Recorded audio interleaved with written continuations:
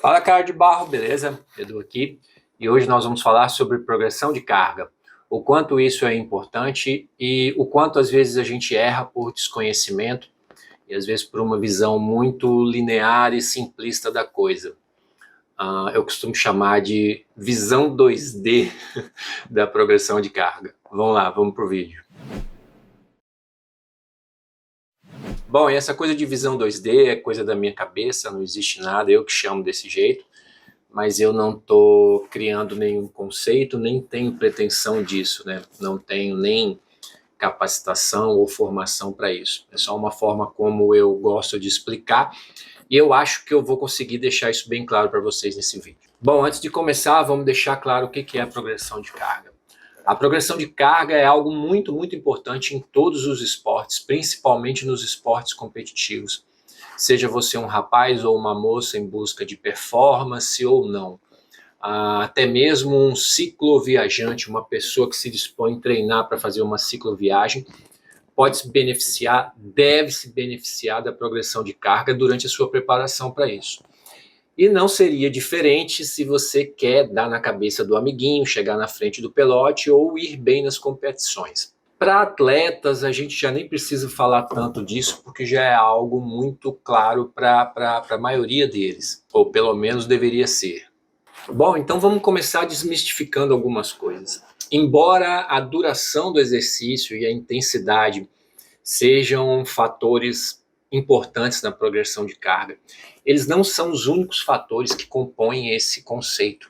Intensidade, volume, duração, frequência e recuperação são fatores que podem estar inseridos dentro de um treino, dentro de um planejamento de progressão de carga. Para você ter uma ideia, até a complexidade do exercício pode ser considerado uma progressão de carga. Dito isso, a gente começa a entender por que existe tanta confusão quando o assunto é progressão de carga. A primeira coisa que vem na nossa cabeça, e me diz aqui embaixo se eu estiver errado, quando a gente fala em progressão de carga, já pensa logo em aumentar peso ou aumentar a intensidade. Se você pensa assim, você não está sozinho. Eu também acreditava nisso por muito tempo. Mas o nome progressão de carga trata exatamente da progressividade em que você aumenta o estímulo para o músculo ou para o organismo. A resposta para matar essa sua dúvida está exatamente no nome. A progressão de carga deve ser feita progressivamente, independente do critério que você está usando. Bom, e eu criei uns gráficos que eu acho que vão ajudar a gente a entender melhor sobre progressão de carga. Vou passar eles na tela. Nesses gráficos eu foco em treinos de zona 4 e só nesses treinos, exatamente para poder facilitar a compreensão, mas eu queria que vocês não ficassem presos a esse modelo. Algumas coisas ali eu meio que estou exagerando, então não interpretem aquilo como uma sugestão de treino. Primeiro porque eu não sou habilitado para tal, e aquilo é só para dar um exemplo bem simples sobre como a gente pode trabalhar a progressão de carga dentro das suas mais variáveis formas.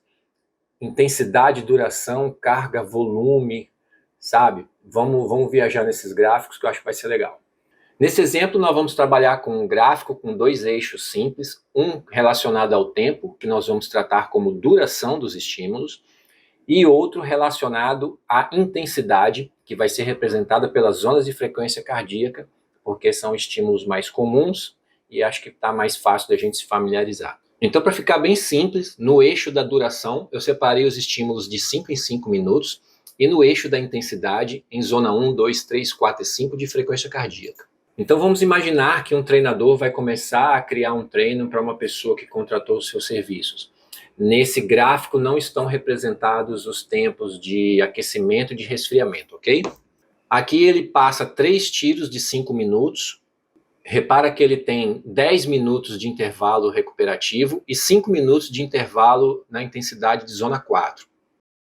Então, pensando numa progressividade, numa próxima semana ou quando o treinador achar necessário, ele pode aumentar a sua carga de treino. Como? Ele pode fazer uma progressão de carga, mantendo o mesmo tempo de descanso, o mesmo tempo da intensidade. E onde que está a progressão de carga? Ele vai aumentar um estímulo na zona 4 por 5 minutos. Então, se antes eram 3 tiros, agora serão 4 tiros. Essa é uma forma, talvez a mais simples, de progredir sua carga. Entretanto, existe um limite para esse aumento do número de tiros. Pelo menos eu não encontrei nada na literatura que diga que a gente deva ter uma quantidade de tiros ou de estímulos numa determinada frequência cardíaca. Então, pelo que eu pude perceber, não existe um consenso a esse respeito. Entretanto, existem estudos que demonstram certas vantagens entre manter um atleta, por exemplo, limitando os tiros de 2 minutos a 2 minutos na zona 5, independente se o cara é iniciante ou intermediário. Isso pode variar muito de acordo com o seu perfil. Então, existem pessoas que vão conseguir ficar mais de 2 minutos. Não é que você não consiga ficar mais de 2 minutos, mas é que ficar tanto tempo assim, numa intensidade tão alta, pode começar a gerar efeitos negativos com um certo tempo. Um estudo publicado no Journal of Science and Medicine in Sport, em 2016, investigou os efeitos da duração do exercício na cognição em adultos mais velhos. Embora o estudo não seja específico para o ciclismo, encontrou-se que exercícios de alta intensidade e curta duração, de 2 a 5 minutos, foram associados a melhoras cognitivas. Então a gente precisa começar a entender, a interpretar certos estudos. O que ele está dizendo aqui é que ficar mais tempo numa zona de alta intensidade não significa que isso seja ruim, mas ficar entre 2 e 5 minutos na zona 5 foi a faixa em que eles encontraram os melhores efeitos. Então você vai ter mais benefício nessa faixa durante esse tempo.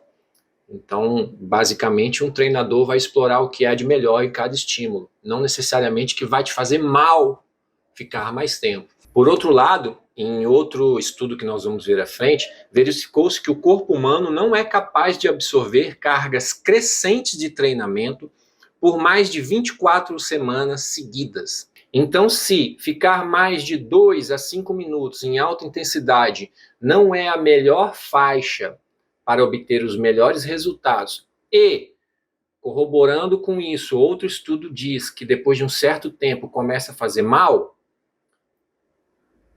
não precisa dizer mais nada.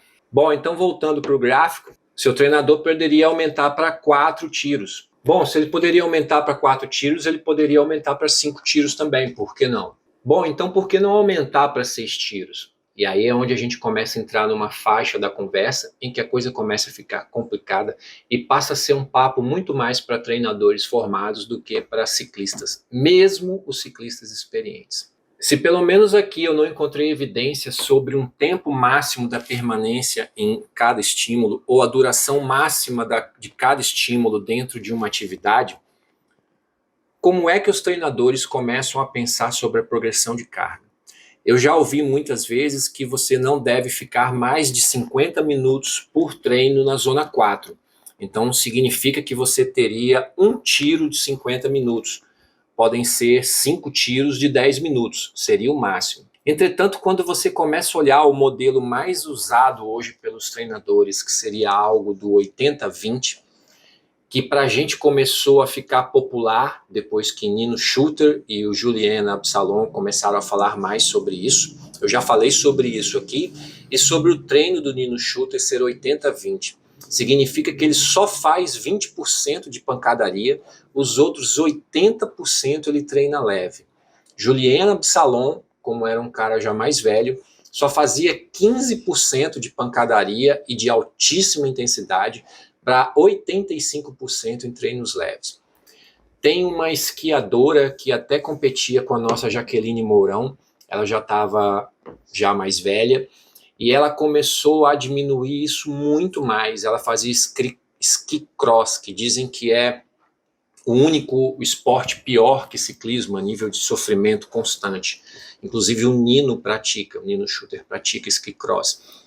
Ela estava fazendo só 10% de alta intensidade, o resto ela estava trabalhando em aeróbico e ela começou a malhar por conta da perda de massa muscular devido à idade dela.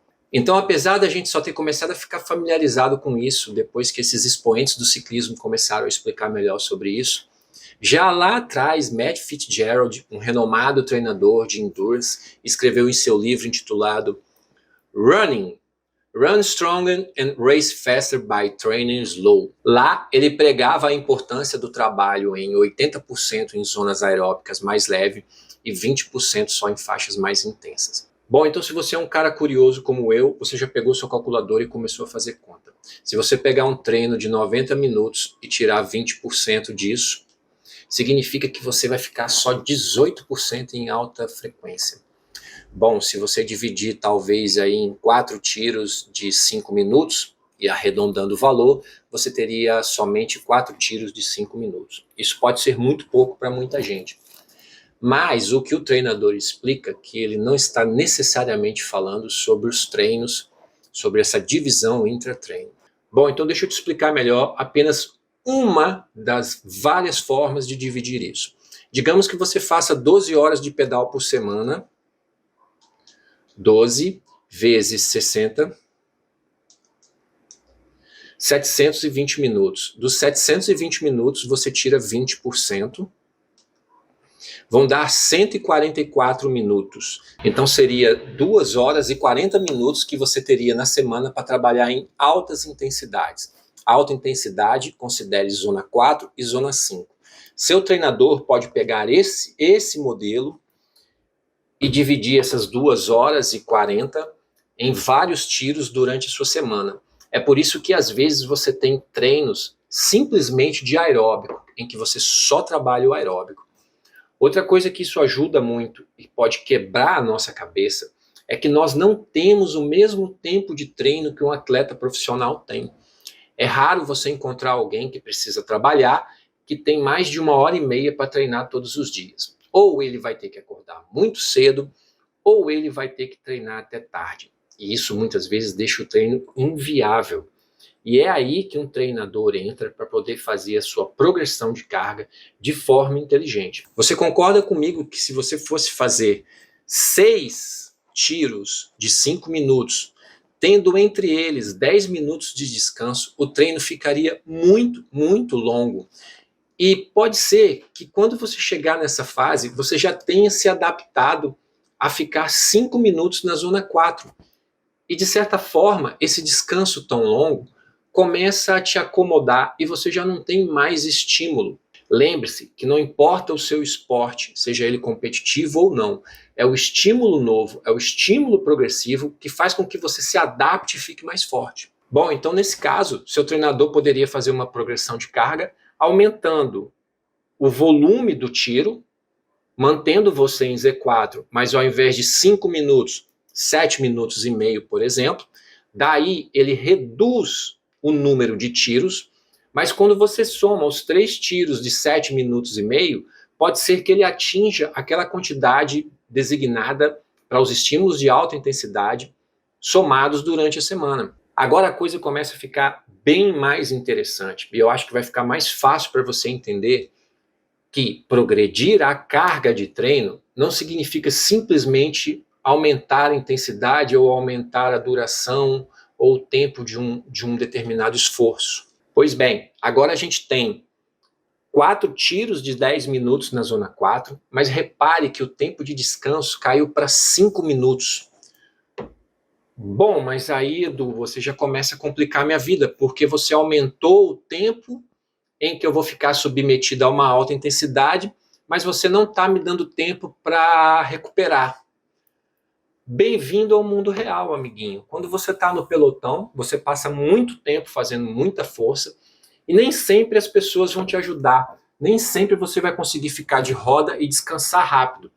Quando um treinador te passa um treino desse, essa progressão de carga está trabalhando a sua capacidade de se recuperar mais rápido a estímulos mais fortes. Em alguns casos bem específicos, mas bem específicos mesmo, seu treinador começa a tentar tirar de você a última gota que você tem. Principalmente quando você é um cara que troca bastante ideia com seu treinador e diz que, por exemplo, você puxou um pelotão por muito tempo e ninguém te ajudou. Teve uma hora que alguém te ajudou um pouquinho e você teve que voltar para frente do pelotão e fazer força, porque ou você não alcançava quem estava na frente, ou você seria alcançado por quem está atrás. Como é que seu treinador vai te preparar? Ele vai ele vai começar a trabalhar na progressão de carga, diminuindo o tempo de intervalo de descanso entre as séries e fazendo com que você experimente o mais próximo possível do que você tem encontrado durante os seus eventos. E especialmente se você é um cara que corre sempre no mesmo lugar contra as mesmas pessoas. As capacidades físicas demoram a se movimentar, a se mudar. Então, geralmente, se você é um cara que sempre puxa o pelotão, você vai ficar muito tempo sempre puxando o pelotão. Em teoria. Bom, e agora eu estou apresentando um exemplo maluco, mas que eu já fui submetido a treinos assim. Eu comentei com o meu treinador da época em que eu sofria muito quando dentro do pelotão costumavam ter alguns ataques, principalmente de caras mais fortes que eu. Os caras davam um ataque e não paravam para descansar. Eles vinham numa frequência muito alta, muito rápido. Dentro desse muito rápido, eles pioravam a situação para depois estabilizar naquela situação que já estava ruim. Mudar para melhor, com certeza, que a gente ia mudar melhor, já tava bom. Diz que ia mudar para melhor, não tava muito bom, tava meio ruim também, tava ruim. Agora parece que piorou. Então, seu treinador consegue fazer um treino para você que tenta trazer a realidade do que você está vivendo. Você vai ter pouco tempo para descansar. Só que se ele coloca pouco tempo durante a prescrição desse exercício, você não consegue se adaptar ao estímulo. Volta lá para trás, para aquela conversa que nós tivemos no começo do vídeo. Então, mesmo que lá na vida real você só tenha 1 minuto de roda para poder dar uma respirada, se ele já coloca você com 1 minuto, lembra, por que você vai progredir? Você não consegue executar um exercício com qualidade, por consequência não há adaptação de qualidade e você não consegue ir além. Então ele talvez coloque, nesse caso aqui, eu diria que ele vai colocar ali 10 minutos de descanso entre os tiros, porque vai ser bem sofrido. E aí não tem mais como aumentar muito aqui a intensidade. É nessa hora que a criatividade e o estudo e o conhecimento de um bom treinador faz a diferença para a sua progressão de carga. E é isso que eu estava dizendo para vocês. A gente pensa muito em progressão de carga como mais tempo de pedal, fazer força por mais tempo. E deixa de pensar em fatores que muitas vezes envolvem de forma mais global o que a gente encontra na realidade do pelotão, do passeio ou de uma prova. E aí, como eu disse, se a gente for pensar em macrociclo, mesociclo, microciclo, e tem um vídeo no canal falando sobre isso, eu não vou entrar em detalhes, as formas de você variar o treino de um atleta e começar a inserir estímulos que tiram ele da zona de conforto e dificultam nem que seja só um pouquinho. E aí a gente vem num ponto muito interessante. Um dos maiores erros que eu vejo os colegas cometendo em progressão de carga é exatamente sobre a carga, né? E aí agora eu estou falando sobre tempo em carga. Seja na academia, você malha um supino com 30 quilos de cada lado, então você quer aumentar mais 10 quilos de uma vez, mais 5 quilos de uma vez.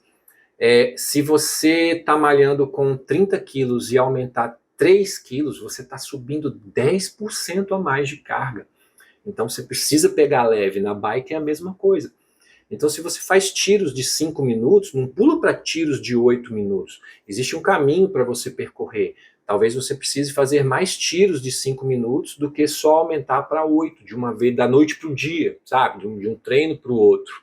Talvez você possa progredir sua carga fazendo os tiros que você está fazendo, mas aumentando a velocidade da cadência da pedalada. Sem que com isso você diminua a velocidade. Eu não estou dizendo para você botar uma marcha mais leve. Tem um vídeo aqui bem interessante onde eu falo sobre uma técnica muito simples para você ficar mais rápido, que é simplesmente fazendo mais força. E não significa você descer uma marcha e girar 60 rotações por minuto. É você descer uma marcha e tentar, por alguns instantes, manter a rotação que você estava. Na hora que ficar pesado, você volta para onde você estava. Não é para você ficar fazendo força igual um maluco. Então aqui, cara, a gente trabalha o meu conceito, a forma que eu uso para explicar. O ciclista, muitas vezes, até um ciclista experiente, pensa em duas coisas, duração e intensidade. É o que eu chamo de treino 2D. Quando você começa a trabalhar com uma assessoria, a coisa muda. O seu treinador começa a pensar em fatores que muitas vezes você sequer fazia ideia ou cogitava. Ah, Edu, eu acho que você está puxando sardinha para os treinadores. Bom, honestamente, se você acha que eu estou puxando sardinha para os treinadores, você está muito enganado. Você deveria ter certeza absoluta que eu estou puxando sardinha para os treinadores. E eu estou mesmo, tá? Não tem outra. Porque eu não sei quem você acha que vai te treinar melhor. Se é você mesmo, um amigo que não é formado ou que não conhece nada disso, por mais experiente que ele seja, tá? O treinamento de ciclismo é um dos treinos que eu já fiz que mais se erra. Um treinador bom que você contratar é capaz que ele fique pelo menos 6 meses errando, até que ele comece a acertar, que ele comece a te conhecer, quanto tempo você demora para se recuperar de um estímulo, para depois ele começar a acertar. Os gráficos mudam completamente até chegar em fatores. Então, por exemplo, você já vai começar a trabalhar com um bike fitter tipo Cícero, ou você vai lá no Cardiolabs para poder fazer um estudo melhor sobre o seu organismo, quanto de potência você gera, o seu oxigênio que está entrando nessas coisas. É claro que isso não é para você pedalar no final de semana. Quando você vai para uma assessoria plus, mais, nós estamos falando aí de um cara que tem pretensões de ser campeão estadual ou nacional. Internacional não precisa nem dizer. Mas, na maioria das vezes, a assessoria simples, o cara já consegue te colocar com uma progressão de carga que definitivamente vai fazer você evoluir. Deixa eu explicar só mais uma coisinha, eu sei que o vídeo já está longo, mas dá uma olhada nesses meus gráficos aqui do Strava. É uma forma simples de mostrar isso para vocês. Na verdade, é uma forma bem simplória, mas eu acho que vai fazer vocês perceberem o quanto que a coisa feita com inteligência e com sabedoria faz com que você evolua. Se você olhar aqui esse gráfico, você vê uma progressividade na carga que vai fazendo com que eu evolua constantemente. Não significa que você vai ficar no pico de performance o tempo todo. Isso é impossível. Se te prometerem isso, é mentira. Talvez, se você for um cara mais jovem ou muito bem treinado, você tenha 3 picos de performance, pico mesmo, assim, que você está durante um ano, tá? Aí aqui eu tive meu evento, parei de pedalar, veio aqui, parei uns negócios de pedalar, Ué? e aqui eu voltei a treinar direito de novo. Você começa a perceber como que a evolução, ela é constante, tá bom? E isso é a progressão de carga. A progressão de carga significa progressividade no aumento dos estímulos. O vídeo ficou gigante, eu peço desculpas por isso. Se você ficou até o final, muito, muito obrigado e eu espero que você tenha gostado. Manda esse vídeo para seus amigos, deu trabalho fazer esse gráfico, mas eu queria fazer um conteúdo de qualidade para vocês. Não abro mão disso, mesmo que dê trabalho ou que fique longo. Não tem problema se vai ter poucos views, mas eu acho que os que tiverem são muito, muito mais importantes do que coisas triviais. Eu acho que isso vai te ajudar, tá bom? Valeu!